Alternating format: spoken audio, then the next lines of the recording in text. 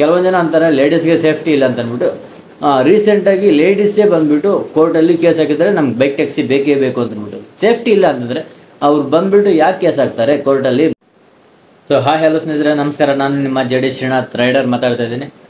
So already ಟೈಟಲಲ್ಲಿ ನೋಡೇ ಇರ್ತೀರಾ, bike taxi ವಿಚಾರ ಏನಾಯಿತು 18ನೇ ತಾರೀಕು ಕೇಸ್ ಇತ್ತಲ್ಲ, ಏನಾಯಿತು ಅಂದ್ಬಿಟ್ಟು ತುಂಬ ಜನ DM ಮಾಡ್ತಾಯಿದ್ದೀರಾ. ಇನ್ಸ್ಟಾಗ್ರಾಮಲ್ಲಾಗಲಿ ಯೂಟ್ಯೂಬಲ್ಲಾಗಲಿ ತುಂಬ ಜನ ಮೆಸೇಜ್ ಮಾಡ್ತಾಯಿದ್ದೀರಾ. ಸೊ ದಯವಿಟ್ಟು ಕ್ಷಮಿಸಿ, ಸ್ವಲ್ಪ ತಿಳ್ಕೊಳ್ಳೋದೆಲ್ಲ ಲೇಟ್ ಆಯಿತು. ಯಾಕೆ ಅಂತಂದರೆ ನಾನು ಸ್ವಲ್ಪ ನಮ್ಮದು ಅಗ್ರಿಕಲ್ಚರ್ ಲ್ಯಾಂಡಲ್ಲಿ ಸ್ವಲ್ಪ ಕೆಲಸ ಇರೋದು ಕಾರಣದಿಂದ ನಾನು ಬೆಂಗಳೂರಲ್ಲಿಲ್ಲ, ಪ್ರೆಸೆಂಟು ಬೆಂಗಳೂರಲ್ಲಿ ಇಲ್ಲ. ನಾನು ಬಂದುಬಿಟ್ಟು ನಮ್ಮ ನೇಟಿವ್ಗೆ ಬಂದುಬಿಟ್ಟು ಸ್ವಲ್ಪ ಅಗ್ರಿಕಲ್ಚರ್ ಲ್ಯಾಂಡಲ್ಲಿ ಸ್ವಲ್ಪ ಕೆಲಸ ಇದೆ. ಸೊ ನಾನು ಫಾರ್ಮಿಂಗ್ ಕೆಲಸ ಮಾಡ್ಕೊತಾ ಇದ್ದೀನಿ. ಸೊ ಅದಕ್ಕೋಸ್ಕರ ನಾನು ಸ್ವಲ್ಪ ಡಿಲೇ ಆಯಿತು. ಸೊ ದಯವಿಟ್ಟು ಕ್ಷಮಿಸಬೇಕು. ಸೊ ಇನ್ನೂ ಯಾರಾದರೂ ನಮ್ಮ ಚಾನಲ್ನ ಸಬ್ಸ್ಕ್ರೈಬ್ ಮಾಡ್ಕೊಂಡಿಲ್ಲ ಅಂತಂದರೆ ಬೇಗ ಸಬ್ಸ್ಕ್ರೈಬ್ ಮಾಡ್ಕೊಳ್ಳಿ. ಸೊ ಆದಷ್ಟು ಏನು ಅಪ್ಡೇಟ್ಸ್ ಬರ್ತಾ ಇರ್ತಾವೋ ಹೇಳ್ತಾ ಇರ್ತೀನಿ. ಏನಾದರೂ ಅಪ್ಡೇಟ್ಸ್ ಬರ್ತಾಯಿದ್ರೆ ನಾನು ಖಂಡಿತ ನಿಮ್ಗೆ ಹೇಳ್ತಾ ಇರ್ತೀನಿ. ಸೊ ಏನಪ್ಪ ಮ್ಯಾಟ್ರಿಗೆ ಬರ್ತೀರಾ, ಬರೀ ಸಬ್ಸ್ಕ್ರೈಬ್ ಮಾಡ್ಕೊಳ್ಳಿ ಅದು ಇದು ಅಂತಂದ್ಬಿಟ್ಟು ಪುರಾಣಗಳು ಹೇಳ್ತಾ ಇದ್ದೀರಾ ಅಂತಂದ್ಬಿಟ್ಟು ಅಂದ್ಕೋಬೇಡಿ. ಸೊ ಅಲ್ಲಿಗೆ ಬರ್ತಾಯಿದ್ದೀನಿ. ಏನು ಅಂತಂದರೆ ಬೈಕ್ ಟ್ಯಾಕ್ಸಿ ವಿಚಾರ ಫಸ್ಟು 16ನೇ ತಾರೀಕು ಬ್ಯಾನ್ ಆಯಿತು. ಅದಾದಮೇಲೆ ನೆಕ್ಸ್ಟ್ ಡೇ ಅಂತಂದರು, ಮತ್ತು ಒಂದು 3 ಡೇಸ್ ಟೈಮ್ ಅಂದರು, ಮತ್ತು 3 ಡೇಸಿಂದ ಒಂದು ವಾರ ಹೋಯಿತು. ಒಂದು ವಾರದಿಂದ 10 ದಿನಾಗ ಆಯಿತು. 10 ದಿನ ಆದಮೇಲೆ ಮತ್ತೆ 5 ದಿನಾಗ ಹಾಕಿದ್ದಾರೆ. ಏನಪ್ಪ 5 ದಿನಾಗೆ ಹಾಕ್ತಿದ್ದಾರೆ ಅಂತಂದ್ಬಿಟ್ಟು ಅಂತಿದ್ದೀರಾ ಅಂತ ಅಂದ್ಕೊತಿದ್ದೀರಾ. ಸೊ ಅದೇನು ಅಂತಂದರೆ ಬೈಕ್ ಟ್ಯಾಕ್ಸಿದು ಇವತ್ತು ಆಲ್ರೆಡಿ ನಿಮಗೆಲ್ಲ ಗೊತ್ತಿದೆ. ಬೈಕ್ ಟ್ಯಾಕ್ಸಿ ಏನಾಯಿತು ಸ್ಟೇಟ್ಮೆಂಟ್ ಏನಾಯಿತು ಅಂತಂದ್ಬಿಟ್ಟು. So as usual same rotate ಆಗ್ತಿದೆ, ಅದೇ ರೊಟೇಟ್ ಆಗ್ತಾಯಿದೆ. ಏನು ಅಂತಂದರೆ ಇವಾಗ 18ನೇ ತಾರೀಕಿದ್ದು ಇಟ್ಟಿದ್ದು ಇವಾಗ ನೆಕ್ಸ್ಟ್ ಮತ್ತೆ ಮಂಡೇಗೆ ಹಾಕಿದ್ದಾರೆ. ಲೈಕ್ ಇವತ್ತು ಫ್ರೈಡೇ. ಸೊ ಮಂಡೇಗೆ ಹಾಕಿದ್ದಾರೆ. ಇವಾಗ ಅವಾಗಾದರೂ ಫೈನಲ್ ಜಡ್ಜ್ಮೆಂಟ್ ಬರುತ್ತಾ ಅಂತಂದರೆ ಈ ಕೋರ್ಟ್ ಕೆಲಸಗಳೇ ಹಿಂಗೆ ಗುರು, ಆದಷ್ಟು ಬೇಗ ಹಾಕೋದಿಲ್ಲ. ಇವಾಗ ಬೈಕ್ ಪ್ರತಿಯೊಂದೂ ಅಷ್ಟೇ, ಮಿನಿಮಮ್ ಅಂದರೂ ಒಂದು 5 ವರ್ಷ 10 ವರ್ಷ ಎಳಿತಾರೆ. ಸೊ ಇದರಲ್ಲಿ ಅಷ್ಟು ಎಳಿಬಾರ್ದು ಅಂತಂದ್ಬಿಟ್ಟು ಆಲ್ಮೋಸ್ಟ್ ಪ್ರೆಷರ್ ಕೊಡ್ತಾ ಇದ್ದಾರೆ. ಬೈಕ್ ಟ್ಯಾಕ್ಸಿ ಬೇಕು ಅಂತಂದ್ಬಿಟ್ಟು ತುಂಬ ಜನಕ್ಕೆ ತೊಂದರೆ ಆಗ್ತಿದೆ. ಲೈಕ್ ಪ್ರತಿಯೊಂದು ರೈಡರ್ಗೂ ಒಂದು 4-5 ಜನ ಅವ್ರ ಫ್ಯಾಮ್ಲಿಯಲ್ಲಿ ಖಂಡಿತ ಇದ್ದೇ ಇರ್ತಾರೆ. ಅವ್ರಿಗೆಲ್ಲರೂ ತುಂಬ ಸಫರ್ ಆಗ್ತಾಯಿದ್ದಾರೆ. ಈ ಕೆಲವೊಂದು ಜನ ಕಾಮೆಂಟ್ಗಳು ಹಾಕ್ತಿದ್ದಾರೆ, ಏನಪ್ಪ ಲೈಕ್ ಫುಡ್ ಡೆಲಿವರಿ ಮಾಡು, ಸ್ವಿಗ್ಗಿ ಮಾಡು, ಝೊಮ್ಯಾಟೊ ಮಾಡು, ಇಲ್ಲ ಬ್ಲಿಂಕಿಟ್, ಶಾಡೋಫ್ಯಾಕ್ಸ್ ಈ ಥರ ಬೆಜ್ಜನ್ ಪ್ಲಾಟ್ಫಾರ್ಮ್ಸ್ ಇದಾವಲ್ಲ, ಅವುಗಳಲ್ಲಿ ಮಾಡ್ಕೊಳ್ಳಿ. ಯಾಕೆ ಬೈಕ್ ಟ್ಯಾಕ್ಸಿನ ಯಾಕೆ ಬೇಕು ಅಂತಂದ್ಬಿಟ್ಟು. ನೋಡಿ ಗುರು, ಇವಾಗ ಬೈಕ್ ಟ್ಯಾಕ್ಸಿ ನಂಬ್ಕೊಂಡು ಒಂದು 5-6 ವರ್ಷಗಳಿಂದ ಕೆಲಸ ಮಾಡಿಕೊಂಡು ಇವಾಗ ಸಡನ್ನಾಗಿ ಬೈಕ್ ಟ್ಯಾಕ್ಸಿ ಸ್ಟಾಪ್ ಆಗಿದೆ. ಅವರು ಏನು ಮಾಡಬೇಕು, ಮನೆ ರೆಂಟ್ಗಳಿದ್ದಾವೆ, ಕರೆಂಟ್ ಬಿಲ್ಗಳಿದ್ದಾವೆ, ಪ್ರತಿಯೊಂದು ಮಕ್ಕಳಿಗೆ ಫೀಸ್ ಆಗಿರ್ಬೋದು, ಪ್ರತಿಯೊಂದು ನೋಡ್ಕೋಬೇಕಲ್ಲ ಅಂತಂದ್ಬಿಟ್ಟು ತುಂಬ ಒದ್ದಾಡ್ತಾ ಇರೋ ಸನ್ನಿವೇಶದಲ್ಲಿ ಇವಾಗ ಪ್ರತಿಯೊಬ್ಬರಿಗೂ ತುಂಬ ಅವಶ್ಯಕತೆ ಇದೆ ಅಮೌಂಟು. ಯಾಕಪ್ಪ ಅಂತಂದರೆ ಇವಾಗ ಪ್ರತಿಯೊಬ್ಬರಿಗೂ ಸ್ಕೂಲ್ಗಳೆಲ್ಲ ಓಪನ್ ಆಗಿಬಿಟ್ಟಿದ್ದಾವೆ. ಕಾರ್ಮೆಂಟ್, ಪ್ರೈವೇಟು ಮತ್ತು ಗೌರ್ಮೆಂಟ್ ಪ್ರತಿಯೊಂದು ಸ್ಕೂಲ್ಗಳೂ ಸ್ಕೂಲ್ಗಳು ಓಪನ್ ಆಗಿಬಿಟ್ಟಿದ್ದಾವೆ. ಇವಾಗ ಪ್ರತಿಯೊಬ್ಬರಿಗೂ ಬೇಕಾಗಿರೋದು ದುಡ್ಡು. ಆ ದುಡ್ಡಿಲ್ಲ ಅಂತಂದರೆ ಎಜುಕೇಷನ್ ಕೂಡ ಫ್ರೀಯಾಗಿ ಕೊಡ್ತೀರ ನಮ್ಮ ಇದರಲ್ಲಿ ಕರ್ನಾಟಕ ಅಂತಲೇ ಅಲ್ಲ, ಇಡೀ ಇಂಡಿಯಾದಲ್ಲೇ ಇವಾಗ ಎಜುಕೇಷನ್ ಅನ್ನೋದು ಪಕ್ಕ ಕಮರ್ಷಿಯಲ್ ಆಗಿಬಿಟ್ಟಿದೆ. ಪ್ರತಿಯೊಂದು ದುಡ್ಡಿದೆಯಾ education, zero money zero education, more money more education ಆ ಥರ ಆಗಿಬಿಟ್ಟಿದೆ. ಅದಕ್ಕೋಸ್ಕರ ಪ್ರತಿಯೊಬ್ಬರಿಗೂ ಹಣಕಾಸು ಅವಶ್ಯಕತೆ ತುಂಬ ಇದೆ. ಇವಾಗ ಪ್ರತಿಯೊಬ್ಬರಿಗೂ ಏನಾಗ್ಬಿಟ್ಟಿದೆ ಅಂತಂದರೆ ಕರೆಂಟ್ ಬಿಲ್ ಕಟ್ಟೋಕ್ಕಾಗಲ್ಲ, ಮನೆ ಬಿಲ್ಲು, ಮನೆ ಸಂಸಾರ, ಅದು ಇದು ತುಂಬ ತೊಂದರೆ ಆಗ್ಬಿಟ್ಟು ಅವ್ರೇನು ಮಾಡ್ತಿದ್ದಾರೆ, ಇವಾಗ ಪ್ರತಿಯೊಬ್ಬರು ಈ ಕಡೆ ಶಿಫ್ಟ್ ಆಗಿಬಿಟ್ಟಿದ್ದಾರೆ. Like Swiggy, Zomato, Blinkit, uncle delivery, Porter, ಪ್ರತಿಯೊಂದು ಪ್ಲಾಟ್ಫಾರ್ಮಲ್ಲೂ ಎಲ್ಲ ಶಿಫ್ಟ್ ಆಗಿಬಿಟ್ಟು ಇವಾಗ ಸ್ವಿಗ್ಗಿಯಲ್ಲಿ ಒಂದು 1500-1000 ರೂಪಾಯಿ ದುಡ್ಕೊಳ್ಳೋರು ಇವಾಗ 500 ರೂಪಾಯಿ ದುಡಿಯೋಕ್ಕಾಗ್ತಿಲ್ಲ. ಹಗಲೆಲ್ಲ ಇದ್ದರೂ ಕೂಡ ಅವನಿಗೆ ಊಟ ಏನು, ಪೆಟ್ರೋಲ್ ಏನು, ಅವರು ಇರೋದೇನು, ಅವ್ರ ಮನೆ ಖರ್ಚುಗಳೇನು ನೋಡಬೇಕು. 500 ರೂಪಾಯಲ್ಲಿ ಪೆಟ್ರೋಲ್ ಒಂದು 100 ರೂಪಾಯಿ 150 ರೂಪಾಯಿ ಪೆಟ್ರೋಲ್ ಹೋಗುತ್ತೆ ಅಂದ್ಕೊಳ್ಳಿ, ಒಂದು 500 ರೂಪಾಯಲ್ಲಿ. ಅದರಲ್ಲಿ ಮತ್ತು ಅವರು ಊಟ ಏನು ಮಾಡ್ತಾರೆ, ಒಂದು 100 ರೂಪೀಸ್ ಊಟ ಹೋಗುತ್ತೆ. ಸೊ 250 ಅಲ್ಲೇ ಹೋಯ್ತು. ಇನ್ನು ಮನೆಗೆ 250 ರೂಪಾಯಿ ತಗೊಂಡೋಗಿ ಅವ್ರ ಮನೆಯವ್ರಿಗೆ ಊಟ ಕೊಡ್ತಾರಾ, ಕರೆಂಟ್ ಬಿಲ್ ಕಟ್ತಾರಾ, ಏನು ಮಾಡ್ತಾರೆ ಗುರು? ಸೊ ಇದೇ ಥರ ಸಿಚುವೇಶನ್ಸು ಪ್ರತಿಯೊಂದು ಪ್ಲಾಟ್ಫಾರ್ಮಲ್ಲಿ ಕೂಡ. ಇವಾಗ ಪೋರ್ಟರ್ ಮಾಡಿ ಅಂತಾರೆ, ಪೋರ್ಟರಲ್ಲಿ ಕೂಡ ಇವಾಗ 1000 ರೂಪಾಯಿ ಅರ್ನಿಂಗ್ ಮಾಡೋದು ತುಂಬ ಕಷ್ಟ ಆಗ್ತಾಯಿದೆ.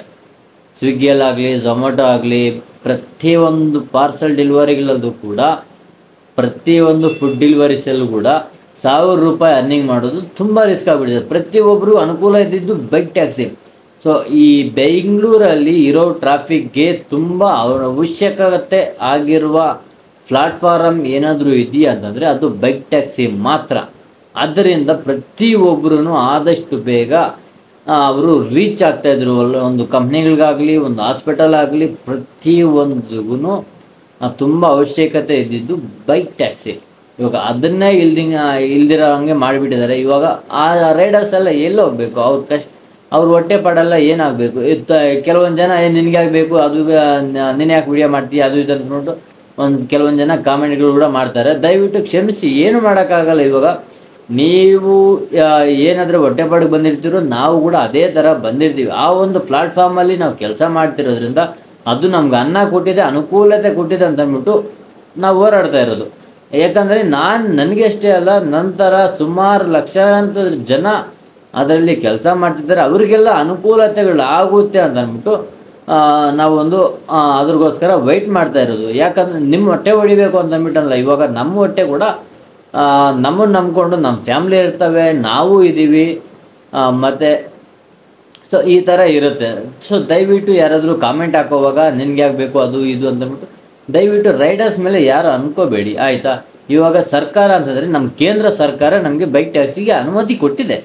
ನೀವು ವೈಟ್ ಬೋರ್ಡಲ್ಲೇ ಮಾಡ್ಕೋಬೋದು ಅಂತಂದ್ಬಿಟ್ಟು. ಸೊ ಅದು ವೈಟ್ ಬೋರ್ಡಲ್ಲಿ ಮಾಡ್ಕೋಬೋದು ಅಂತ ಅವ್ರು ಕೊಟ್ಟಿದ್ರು ಕೂಡ ಇವಾಗ ಆಯಿತು. ಅಲ್ಲಿ ಅವರೇನಂದವ್ರೆ ನಿಮ್ಮ ರಾಜ್ಯ ಸರ್ಕಾರ ಕೂಡ ಅನುಮತಿ ಬೇಕಾಗಿದೆ ಅಂತಂದ್ಬಿಟ್ಟು ಹೇಳಿದ್ದಾರೆ. ಆದರೆ ನಮ್ಮ ರಾಜ್ಯ ಸರ್ಕಾರ ಅದ್ರ ತಲೆನೇ ಕೆಡಿಸ್ಕೊತಾ ಇಲ್ಲ. ಇವಾಗ ಬೈಕ್ ಟ್ಯಾಕ್ಸಿ ರೈಡರ್ಸು ಮತ್ತು ಅಸೋಸಿಯೇಷನ್ ಕಡೆಯಿಂದ ಪ್ರತಿಯೊಬ್ಬರು ಹೋಗ್ಬಿಟ್ಟು ನಮ್ಗೆ ಬೈಕ್ ಟ್ಯಾಕ್ಸಿ ಬೇಕೇ ಬೇಕು. ಸೊ ಆಯಿತು, ನಮಗೆ ಹೋರಾಟ ಮಾಡಲಿಕ್ಕಾದರೂ ನಮಗೆ ಅವಕಾಶ ಕೊಡಿ, ಫ್ರೀಡಮ್ ಪಾರ್ಕಲ್ಲಿ ನಾವು ಹೋರಾಟ ಮಾಡಬೇಕು ಅಂತ ಅಂದ್ಕೊತಾ ಇದ್ದೀವಿ. ಸೊ ದಯವಿಟ್ಟು ನಮಗೆ ಪರ್ಮಿಷನ್ ಕೊಡಿ ಒಂದು ದಿನ ಹೋರಾಟ ಮಾಡೋದಕ್ಕೆ ಅಂತ ಅಂದ್ಬಿಟ್ಟು ಕೇಳ್ಕೊಂಡಾಗ ಕೂಡ ಅವರು ಡೈರೆಕ್ಟಾಗಿ ಹೇಳ್ತಾ ಇದ್ದಾರೆ ಅಂತೆ, ಬೈಕ್ ಟ್ಯಾಕ್ಸಿಗೆ ಯಾವುದೇ ಕಾರಣಕ್ಕೂ ಹೋರಾಟ ಮಾಡೋದಕ್ಕೆ ನಾವು ಯಾವುದೇ ಕಾರಣಕ್ಕೂ ಕೊಡಲ್ಲ ಅಂತ ಅಂದ್ಬಿಟ್ಟು ಹೇಳ್ತಿದ್ದಾರಂತೆ. ಯಾಕೆ ಇವಾಗ ಕೇಂದ್ರ ಸರ್ಕಾರ ಕೊಟ್ಟಿದೆ, ನಿಮಗೇನು ಬೈಕ್ ಟ್ಯಾಕ್ಸಿ ರೈಡರ್ಸ್ ನಿಮ್ಗೇನು ಅನ್ಯಾಯ ಮಾಡಿಬಿಟ್ಟಿದ್ದಾರೆ, ಏನು ತೊಂದರೆ ಮಾಡಿಬಿಟ್ಟಿದ್ದಾರೆ, ನಿಮಗೆ ಯಾಕೆ ಕೊಡ್ತಾ ಇಲ್ಲ? ಕೇಂದ್ರ ಸರ್ಕಾರ ನಮಗೆ ಬೈಕ್ ಟ್ಯಾಕ್ಸಿ ವೈಟ್ ಬೋರ್ಡಲ್ಲಾದರೂ ಮಾಡಿ ವೈಟ್ ಬೋರ್ಡಲ್ಲೇ ಮಾಡ್ಬೋದು ಅಂತ ಅಂದ್ಬಿಟ್ಟು ಹೇಳಿದ್ದಾರೆ. ಆಯಿತು, ವೈಟ್ ಬೋರ್ಡ್ ಬೇಡ ನಿಮಗೆ, ಆಯಿತು ನಿಮ್ಗೆ ಸರ್ಕಾರದಿಂದ ಏನೋ ಒಂದು ರೂಲ್ಸು ರೆಗ್ಯುಲೇಷನ್ಸು, ಎಲ್ಲೋ ಬೋರ್ಡು, ಡ್ರೆಸ್ ಮತ್ತು ಏನಾದರೂ ಯೂನಿಫಾರ್ಮ್ ಇದೆಯಾ, ಏನಾದರೂ ಒಂದು ನೀವೇ ಯೋಚನೆ ಮಾಡಿಬಿಟ್ಟು ಯಾವುದೋ ಒಂದು ರೀತಿ ನಮಗೆ ಬೈಕ್ ಟ್ಯಾಕ್ಸಿ ಕೊಡಿ, ಅಷ್ಟೇ ನಾವು ಕೇಳ್ಕೊತಿರಿದ್ದೀವಿ. ಎಲ್ಲೋ ಬೋರ್ಡ್ ಮಾಡಿಸ್ಬೇಕಾ ತೊಂದರೆ ಇಲ್ಲ, ಮಾಡಿಸ್ಕೊತೀರಿ. ಯೂನಿಫಾರ್ಮ್ ಆಗಬೇಕಾ ತೊಂದರೆ ಇಲ್ಲ, ನಾವು ಯೂನಿಫಾರ್ಮ್ ಕೂಡ ಹಾಕೊಳ್ಳೋದಕ್ಕೆ ರೆಡಿ ಇದ್ದೀವಿ. ಇಲ್ಲ ಬೇರೆ ಏನಾದರೂ ರೂಲ್ಸು ರೆಗ್ಯುಲೇಷನ್ಸ್ ಇದೆಯಾ ಅವುಗಳು ಮಾಡಿಸ್ಕೊಳ್ಳೋದಕ್ಕೆ ಕೂಡ ನಾವು ರೆಡಿ ಇದ್ದೀವಿ. ಇಲ್ಲ ಟ್ಯಾಕ್ಸ್ ಕಟ್ಟಬೇಕಾ, ಲೈಕ್ ಇವಾಗ ಆಲ್ರೆಡಿ ಟ್ಯಾಕ್ಸ್ ಪೇ ಮಾಡ್ತಾ ಇದ್ದೀವಿ. ಸೊ ನಿಮಗೆ ಇಲ್ಲಿ ಏನಾದರೂ ಪೇ ಮಾಡಬೇಕು ಅಂದರೆ ಇಲ್ಲೇ ಪೇ ಮಾಡ್ತೀವಿ, ಅಲ್ಲಿ ಕಟ್ಟಾಗುತ್ತೆ ಅಷ್ಟೇ, ಬೇರೆ ಏನೂ ಇಲ್ಲ. ನಾವು ಬೈಕ್ ಟ್ಯಾಕ್ಸಿ ಮಾಡ್ತಿರೋದನ್ನು ಫಸ್ಟಿಂದ ಕೂಡ ಗೌರ್ಮೆಂಟ್ಗೆ ಟ್ಯಾಕ್ಸ್ ಅನ್ನೋದು ಕಟ್ಟಾಗ್ತಾ ಇದೆ. ಇವಾಗ 100 ರೂಪೀಸ್ ಮಾಡಿದ್ದೀವಿ ಅಂತಂದರೆ ಅದರಲ್ಲಿ 6 ರೂಪೀಸ್ ಪಕ್ಕ ಟ್ಯಾಕ್ಸ್ ಅನ್ನೋದು ಕಟ್ಟಾಗ್ತಾ ಇದೆ. ಸೊ ಅಲ್ಲಿ ಕಟ್ಟೋದೇನೋ ಇಲ್ಲೇ ಕಟ್ತೀವಲ್ಲ, ಇಲ್ಲಿ ವರ್ಷಕ್ಕೊಂದ್ಕಿಂತ ಕಟ್ಬಿಟ್ರೆ ನಮಗೆ ಟೆನ್ಷನ್ ಇರಲ್ಲ. ಇಲ್ಲಿ ನಾವು ಎಷ್ಟು ದುಡ್ಕೊಂಡ್ರು ಕೂಡ ಎಷ್ಟು ದುಡಿದ್ರೆ ಅಷ್ಟು ಟ್ಯಾಕ್ಸ್ ಕಟ್ಟಬೇಕಾಗುತ್ತೆ. ಸೊ ಈ ಕಡೆಗೆ ನಮ್ಮ ರಾಜ್ಯ ಗೌರ್ಮೆಂಟ್ ಕಡೆಯಿಂದನೇ ಇದರ ಟ್ಯಾಕ್ಸ್ ಅನ್ನೋದು ಕಟ್ಟಬೇಕು ಅಂತಂದರೆ ಸೊ ಈ ನಾವಿಲ್ಲೇ ಕಟ್ಬಿಡ್ತೀವಿ, ನಮ್ಗೆ ಈ ಕಡೆ ಎಲ್ಲ ಸೇವ್ ಆಗುತ್ತೆ, ಲೈಕ್ ಸ್ವಲ್ಪ ಅರ್ನಿಂಗ್ ಆದರೂ ಆಗುತ್ತೆ ಅಂತ ಅಂದ್ಬಿಟ್ಟು ಅನ್ಕೊತೀವಲ್ಲ. ಸೊ ನಾನು ಸರ್ಕಾರಕ್ಕೆ ಕೇಳ್ಕೊಳ್ಳೋದು ಇಷ್ಟು, ಆದಷ್ಟು ಬೇಗ ಜಾಸ್ತಿ ಪೋಸ್ಟ್ಪೋನ್ ಮಾಡೋಕ್ಕೆ ಹೋಗ್ಬಿಡಿ ದಯವಿಟ್ಟು. ಒಂದಲ್ಲ ಎರಡಲ್ಲ ಲಕ್ಷಾಂತರ ಜನ ಕಾಯ್ಕೊಂಡಿದ್ದಾರೆ ಇದ್ರಿಗೋಸ್ಕರನೇ. ಇವಾಗ ಲೈಕ್ ಕೆಲವೊಂದು ಜನ ಅಂತಾರೆ ಲೇಡೀಸ್ಗೆ ಸೇಫ್ಟಿ ಇಲ್ಲ ಅಂತ ಅಂದ್ಬಿಟ್ಟು. ರೀಸೆಂಟಾಗಿ ಲೇಡೀಸೇ ಬಂದುಬಿಟ್ಟು ಕೋರ್ಟಲ್ಲಿ ಕೇಸ್ ಹಾಕಿದ್ದಾರೆ, ನಮ್ಗೆ ಬೈಕ್ ಟ್ಯಾಕ್ಸಿ ಬೇಕೇ ಬೇಕು ಅಂತಂದ್ಬಿಟ್ಟು. ಸೇಫ್ಟಿ ಇಲ್ಲ ಅಂತಂದರೆ ಅವ್ರು ಬಂದುಬಿಟ್ಟು ಯಾಕೆ ಕೇಸ್ ಹಾಕ್ತಾರೆ ಕೋರ್ಟಲ್ಲಿ ಬೈಕ್ ಟ್ಯಾಕ್ಸಿ ಬೇಕು ಅಂತ ಅಂದ್ಬಿಟ್ಟು? ನೋಡಿ, ಯಾವುದೇ ಕಾರಣಕ್ಕೂ ಲೇಡೀಸ್ಗೆ ಸೇಫ್ಟಿ ಇಲ್ಲ ಅಂತ ಅಂದ್ಬಿಟ್ಟು ಯಾವುದೇ ಕಾರಣಕ್ಕೂ ಯಾವುದು ಕಂಪ್ಲೇಂಟು ಇಲ್ಲ. ಇವಾಗ ಲೈಕ್ ಆಟೋದಲ್ಲಿ ಕ್ಯಾಬಲ್ಲಿ ಹೋಗ್ತಿರೋವಾಗ ಏನಾದರೂ ಲೇಡೀಸ್ಗೆ ಬಲವಂತ ಮಾಡೋದಾಗಲಿ ಏನಾದರೂ ಮಾಡೋದಾಗಲಿ ಅವರು ವಿಂಡೋಸ್ ಎಲ್ಲ ಕ್ಲೋಸ್ ಮಾಡಿಬಿಟ್ರೆ 99.99% ಯಾರಿಗೂ ಗೊತ್ತಾಗೋದಿಲ್ಲ. ಆದರೆ ಬೈಕ್ ಟ್ಯಾಕ್ಸಿಯಲ್ಲಿ ಏನಾದರೂ ಸ್ವಲ್ಪ ಹತ್ತಿದ್ದಾರೆ ಅಂತಂದರೆ ಸುತ್ತಲೂ ಮುತ್ತಲೂ ಇರೋ ಪಬ್ಲಿಕ್ಕು ಅವ್ರನ್ನ ಕೂಡ ಆಗಿಬಿಡ್ತಾರೆ. ಸೊ ಅವ್ರು ಮುಂದೆ ಹೋಗೋಕೆ ಕೂಡ ಬಿಡೋದಿಲ್ಲ, ಅವ್ರಿಗೆ ತೊಂದರೆ ಆಗೋದಕ್ಕೆ ಕೂಡ ಬಿಡೋದಿಲ್ಲ. ಬೈಕ್ ಟ್ಯಾಕ್ಸಿಯಲ್ಲಿ ಇರೋದು ಅಡ್ವಾನ್ಸ್ಡ್ ಅದು ಲೇಡೀಸ್ಗೆ, ಪ್ರತಿಯೊಂದು ಲೇಡೀಸ್ಗೂ ಅಡ್ವಾನ್ಸ್ಡ್ ಅದು, ಯಾವುದೇ ಕಾರಣಕ್ಕೂ ತೊಂದರೆ ಹೋಗೋದ. ಇನ್ನೊಂದೇನು ಅಂತಂದರೆ ಬೈಕ್ ಟ್ಯಾಕ್ಸಿ ಇದ್ದರೆ ಆದಷ್ಟು ಬೇಗ ನಾವು ಎಲ್ಲಿಗಾದ್ರೂ ಹೋಗ್ಬೇಕಂದ್ರೆ ಆದಷ್ಟು ಬೇಗ ರೀಚ್ ಆಗುತ್ತೆ. ಇವಾಗ ಎಲೆಕ್ಟ್ರಾನಿಕ್ ಸಿಟಿಯಿಂದ ಯಲಹಂಕ ಬರಬೇಕು ಅಂತಂದರೆ ಇವಾಗ ಒಂದು ಆಟೋದಲ್ಲಾಗಲಿ ಕ್ಯಾಬಲ್ಲಾಗಲಿ 3 ಅವರ್ಸ್ ಮಿನಿಮಮ್ ಆಗುತ್ತೆ. ಮಿನಿಮಮ್ 3 ಅವರ್ಸ್ ಆಗುತ್ತೆ. ಬಸ್ಸಲ್ಲಿ ಹೋಗಬೇಕು ಅಂದ್ರೆ ಮಿನಿಮಮ್ 5 ಅವರ್ಸ್ ಗ್ಯಾರಂಟಿ. ಇಲ್ಲ ಹಂಗೆ ಹಿಂಗೆ ಹೆಂಗೆ ಚಿಚ್ಕೊಂಡು ಹೋಗಿದ್ದಾನೆ ಅಂತಂದರೆ ಒಂದು 4 ಅವರ್ಸ್ ಆದರೆ ಮಿನಿಮಮ್ ಆಗಿಬಿಡುತ್ತೆ. ಇನ್ನು ಒಂದು ಯಲಹಂಕದಿಂದ ಎಲೆಕ್ಟ್ರಾನಿಕ್ ಸಿಟಿ ಹೋಗಬೇಕು ಅಂತಂದರೆ, ಆದರೆ ಬೈಕ್ ಟ್ಯಾಕ್ಸಿಯಲ್ಲಿ 1.5 ಅವರಿಂದ 2 ಅವರ್ ಒಳಗಡೆ ಎಷ್ಟೇ ಟ್ರಾಫಿಕ್ ಇರಲಿ 1.5 hour limit time, 2 hours high time, ಅಷ್ಟರ ಒಳಗಡೆ ಆಲ್ಮೋಸ್ಟ್ ರೀಚ್ ಆಗಿಬಿಡ್ತಾರೆ. ಸೊ ಇದು ಬೆನಿಫಿಟ್ ಇರೋದು ಬೈಕ್ ಟ್ಯಾಕ್ಸಿಯಿಂದ. ಸೊ ಟ್ರಾಫಿಕ್ ಕಮ್ಮಿ ಆಗುತ್ತೆ, ಕಮ್ಮಿ ದುಡ್ಡಲ್ಲಿ ಹೋಗ್ಬಿಡ್ಬೋದು, ಲೇಡೀಸ್ಗೂ 100% ಸೇಫ್ ಇದೆ. ಇಷ್ಟೆಲ್ಲ ಅನುಕೂಲತೆಗಳಿರೋದನ್ನು ಸೇಫ್ಟಿ ಇಲ್ಲ ಅಂತ ಅಂದ್ಬಿಟ್ಟು ಅಂತ ಇದ್ದಾರೆ. ಸೊ ಯಾವುದೇ ಕಾರಣಕ್ಕೂ ಆ ಥರ ಅನ್ಕೊಳ್ಳೋಕೆ ಹೋಗ್ಬಿಡಿ. ತುಂಬ ಜನ ರೈಡರ್ಸ್ ಇದ್ರಿಗೋಸ್ಕರ ಕಾಯ್ತಾ ಇದ್ದಾರೆ. ಸೊ ನಾನು ಸರ್ಕಾರಕ್ಕೆ ಮನವಿ ಮಾಡ್ಕೊಳ್ಳೋದು ಇಷ್ಟೇ, ಸೊ ಆದಷ್ಟು ಬೇಗ ಏನು ರೂಲ್ಸ್ ಕೊಡ್ತೀರೋ ಆ ರೂಲ್ಸ್ ಪ್ರಕಾರ ಬೈಕ್ ಟ್ಯಾಕ್ಸಿನ ರಿಲೀಸ್ ಮಾಡಿದ್ರೆ ತುಂಬ ಜನ ಅವ್ರ ಕಷ್ಟ ಅವ್ರು ಪಡ್ಕೊತಾರೆ. ಇಲ್ಲ ಏನಾದರೂ ರೂಲ್ಸ್ ಥರ ರೆಗ್ಯುಲೇಷನ್ಸು ಮತ್ತು ಏನಾದರೂ ಟ್ಯಾಕ್ಸ್ ಕಟ್ಟಬೇಕು, ಎಲ್ಲೋ ಬೋರ್ಡ್ ಮಾಡಿಸ್ಬೇಕು ಅನ್ನೋದು, ಸೊ ಎಲ್ಲದಕ್ಕೂ ರೆಡಿ ಇದ್ದಾರೆ ಬೈಕ್ ಟ್ಯಾಕ್ಸಿ ರೈಡರ್ಸ್. ಸೊ ಯಾವುದೇ ಕಾರಣಕ್ಕೂ ಅವ್ರಿಗೆ ಅನ್ಯಾಯ ಮಾಡೋಕ್ಕೆ ಹೋಗ್ಬಿಡಿ. ಆದಷ್ಟು ಬೇಗ ಬೈಕ್ ಟ್ಯಾಕ್ಸಿನ ಬೆಂಗಳೂರಿಗೆ ತಂದರೆ ಟ್ರಾಫಿಕ್ ಕಮ್ಮಿ ಆಗುತ್ತೆ, ತುಂಬ ಜನಕ್ಕೆ ಹೆಲ್ಪ್ಫುಲ್ ಆಗುತ್ತೆ. ಸೊ ಇದು ನನ್ನೊಬ್ಬಂದ ಅಲ್ಲ, ತುಂಬ ಜನ ರೈಡರ್ಸ್, ಲಕ್ಷಾಂತರ ರೈಡರ್ಸು ನಿಮ್ಮ ಹತ್ರ ಮನವಿ ಮಾಡ್ಕೊತಿದ್ದಾರೆ. ನಿಮ್ಗೆ ಆಲ್ರೆಡಿ ತಲುಪಿದೆ ಕೂಡ. ಎಷ್ಟು ಜನ ರಿಕ್ವೆಸ್ಟ್ ಮಾಡ್ಕೊತಿದ್ದಾರೆ, ಎಷ್ಟು ಜನ ಗೋಳಾಡ್ತಾ ಇದ್ದಾರೆ ಅಂತ ಅಂದ್ಬಿಟ್ಟು. ಕೆಲವೊಂದು ಜನ ಆದರೆ ನಾವು ಸತ್ತೋಗೋ ಥರ ಆಗಿಬಿಟ್ಟಿದೆ, ನಮಗೇನು ಅವಕಾಶಗಳೇ ಇಲ್ಲ ಅಂತ ಅಂದ್ಬಿಟ್ಟು ತುಂಬ ಜನ ಆದರೆ ನೊಂದ್ಕೊತಾ ಇದ್ದಾರೆ. ಸೊ ಅವ್ರ ಶಾಪ ಎಲ್ಲ ನಿಮಗೆ ಬೇಡ ಸರ್. ಸೊ ದಯವಿಟ್ಟು ನಾನು ಕೇಳ್ಕೊಳ್ಳೋದು ಇಷ್ಟೇ, ಆದಷ್ಟು ಬೇಗ ಬೈಕ್ ಟ್ಯಾಕ್ಸಿನ ತರಿಸಿ. ಸೊ ಇನ್ನೊಂದು ಹೇಳೋಕ್ಕೆ ಇಷ್ಟಪಡ್ತೀನಿ, ಯಾರಾದರೂ ನನ್ನ ಮಾತುಗಳಿಂದ ನೋವು ಪಟ್ಟಿದ್ರೆ ಸೊ ದಯವಿಟ್ಟು ಕ್ಷಮಿಸಿ. ಏನಾದರೂ ತಪ್ಪಾಗಿ ಮಾತಾಡಿದರೆ ಇದು ಸರಿ ಕರೆಕ್ಟಾಗಿದೆ, ಬೈಕ್ ಟ್ಯಾಕ್ಸಿ ಬರೋದೇನಾದ್ರು ತೊಂದರೆ ಇಲ್ಲ, ಇಲ್ಲ ರೂಲ್ಸ್ ರೆಗ್ಯುಲೇಷನ್ ತಗೊಂಡು ಬಂದರೆ ಪರವಾಗಿಲ್ಲ ಅಂತ ಅಂದ್ಕೊಳ್ಳೋರು ದಯವಿಟ್ಟು ಹೇಳಿ. ಇನ್ನೂ ಏನಾದರೂ ಬೈಕ್ ಟ್ಯಾಕ್ಸಿ ಬಗ್ಗೆ ಇನ್ನೂ ಏನಾದರೂ ಲೇಟೆಸ್ಟ್ ಅಪ್ಡೇಟ್ಸ್ ಬಂದಿದೆ ಅಂತಂದರೆ ಸೊ ಆದಷ್ಟು ನಮಗೆ ತಿಳಿಸಿ. ಲೈಕ್ ಹೆಂಗೆ ತಿಳಿಸಿ, ಕಾಮೆಂಟಲ್ಲಿ ಆಗ್ಬೋದು, ಇಲ್ಲ ಇನ್ಸ್ಟಾಗ್ರಾಮಲ್ಲಿ DM ಮಾಡ್ಬೋದು. ಈ ಥರ ಬೇಜಾನ್ ಆಪ್ಷನ್ಸ್ ಇದ್ದಾವೆ.